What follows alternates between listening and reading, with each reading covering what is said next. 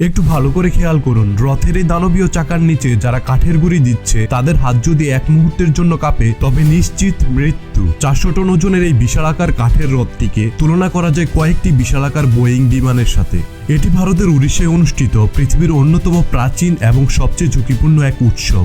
সবচেয়ে অবিশ্বাস্য বিষয় হলো আজকের এই অত্যাধুনিক যুগেও এই রথে কোনো যান্ত্রিক স্টিয়ারিং বা ব্রেক সিস্টেম নেই। হাজার হাজার ভক্ত যখন দড়ি টেনে রথটিকে গতি দেয় তখন যমরাজ ছাড়া কারো সাধ্য নেই একে থামানোর। ঠিক তখনই একদল সাহসী মানুষ হিউম্যান এভিএস বা ব্রেক সিস্টেম হিসেবে কাজ শুরু করে। জীবনের ঝুঁকি নিয়ে চলন্ত চাকার নিচে কাঠের গুঁড়ি গুজে দিয়ে এর গতি এবং দিক নিয়ন্ত্রণ করা হয়। বিজ্ঞানের ভাষায় এটি কেবল ঘর্ষণ নয়, এটি এক চরম মরণপণ প্রকৌশল। কিন্তু সবচেয়ে রোমাঞ্চকর মুহূর্ত আসে যখন রথটিকে 90 ডিগ্রি কোণে মোড় ঘোরানো হয়।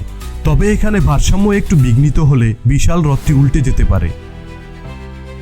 প্রতিটি রথযাত্রার শেষে ভক্তদের দান হিসেবে জমা হয় কোটি কোটি রুপি আর 200 কেজিরও বেশি সোনার অলংকার। ভক্তি আর অসাধ্য সাধনের এই আজব খেলা আসলেও দুনিয়ার এক মহাবিস্ময়।